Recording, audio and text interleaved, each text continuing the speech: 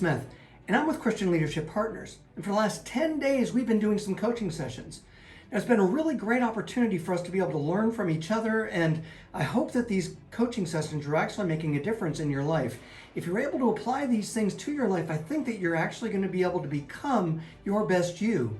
You know, we've been working a lot with our goals, and it's been shown that only 2% of the people in this world actually write their goals down. Hopefully you're part of that 2%. If you haven't started, I really do encourage you to start working on your goals. What we want to do is we want to identify what's keeping us back from the goals that we have. And if we don't know what those goals are because we haven't written them down, then we don't know what's holding us back, and then we don't know how to improve ourselves. If you take a look down below in the comments, you'll be able to see that we've got a list of goal worksheets that you can actually use. You can download these, you can use these, you can share these with your friends. I have no problems with that whatsoever. What we ultimately want to do is we want to be able to make you your best you, and that's absolutely why we want to offer these to you for free. Now, don't forget to subscribe over here, because if you do, you'll be able to get notifications and not miss any one of these coaching sessions. Now, as I said, we've been doing this for about a week and a half now, and what we really want to do is we want to make sure that you start at the very beginning. If you haven't done that, I really do encourage you to go back and take a look at the first one and start working your way through. You're more than welcome to reach out to me through IM or make a comment below, and I'll make sure that I get you the links for the other videos if you can't find them. But today what we want to do is we want to identify those things that are holding us back. We want to identify the negative and get rid of it, and then we want to embrace the positive. This is extraordinarily important for us, because what will happen is that we end up spending so much time on the negative and all those bad things that are happening in our lives that we don't do any good. We don't do any good whatsoever. So what we want to do is we want to address those issues and start making sure that we're on track for that.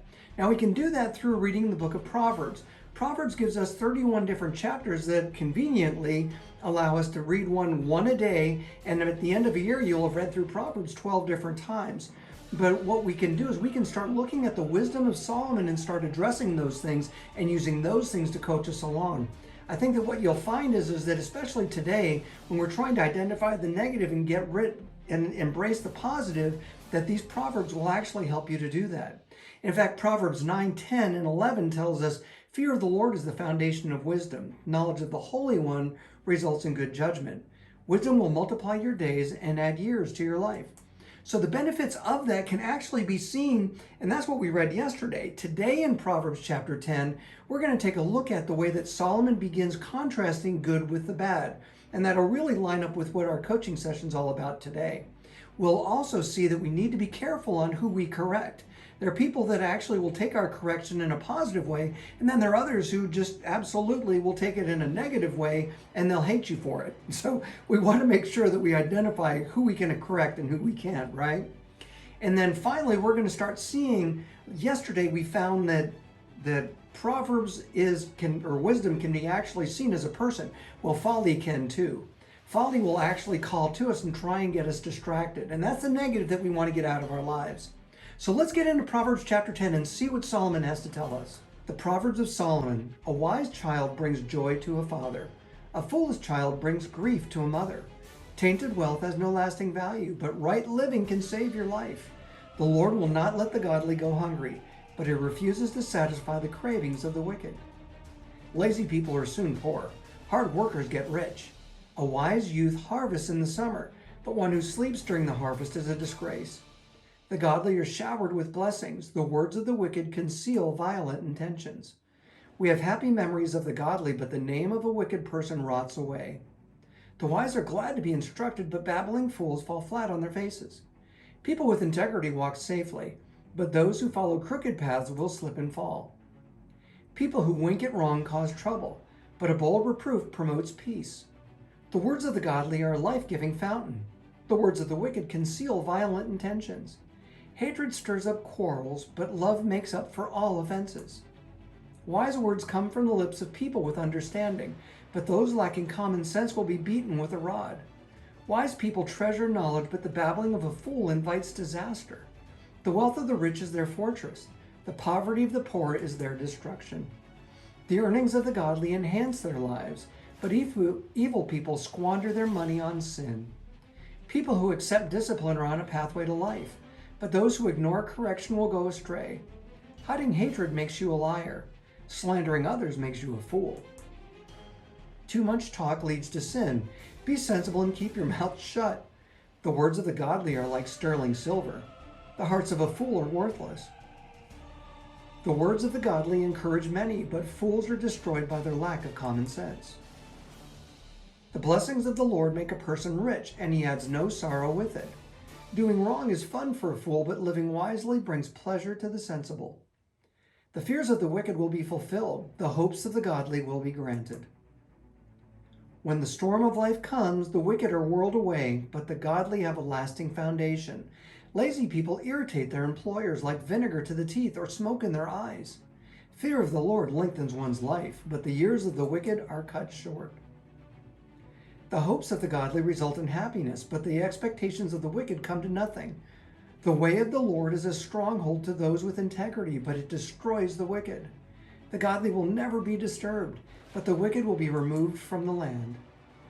The mouth of the godly person gives wise advice, but the tongue that deceives will be cut off. The lips of the godly speak helpful words, but the mouth of the wicked speaks perverse words. So what is Proverbs saying to us today? We want to identify what the importance of this is. And you'll notice in that goal worksheet, I actually have a space there where we can write down what it is that Proverbs spoke to us. You know, we found a lot of things that Solomon just kind of rattled off the top of his head. Or did he have a purpose behind each one? I think the wisest man in the world probably had a purpose behind each one. And if we look for the patterns, we can start fulfilling these things and start understanding what it is that he told us. So look for the patterns in Proverbs. I think that you're going to find a few of them. And in this case, I found Proverbs 10, 31, and 32 to really speak to my heart today. It says, the mouth of the godly person gives wise advice, but the tongue of a deceives will be cut off. The lips of the godly speak helpful words, but the mouth of the wicked speaks perverse words. So if I know that those are the things that I can do with my mouth, what is it that I can do with the rest of my body? And that's what I want to do. I want to address all the things that I know that will actually make a difference in not only my life, but the life of others. If I can identify good words and speak good words, not only will it change my life, it's going to change the people that I interact with as well. So start speaking good words. Start using those as your treasury in your life. You'll see a real value to that. Now, the three things that we want to do is we want to identify those things that are holding us back. What are the things that are keeping you from achieving your goals? Because if you can get over that wall, if you can run through that wall, if you can knock down that wall or go around it, however you decide to do it, then you'll know that you can succeed. So let's address those three things. The first thing is I want to use the list in Proverbs to identify the negative things in my life. If you go through your Bible and highlight all of the negative things that Solomon addressed today, then I can say, wait a second, those are the things that I don't want to do. Those are the negative things that are keeping me from my goals. The other thing that I want to do is I want to use positive contradictions from Proverbs to adopt new behaviors. So if I can identify the negative, and usually he'll give us what is good about that. So I can say, no, I need to do this instead of this. I want to accomplish this instead of that. And what that does is that actually starts us towards our goals, and it actually prohibits us from coming up with those things that are keeping us from our best us. So we want to make sure that we address things that way as well. And the next thing that we want to do, the last thing that we want to do, is we want to start today. And in fact, as soon as you leave this session, as soon as you stand up, I really encourage you to start doing those things right now. Start, if you want to get back in health, then start running. If you want to start reading Proverbs, then go back and start reading Proverbs. But if you start now, then you'll actually be well on your way towards completing that goal.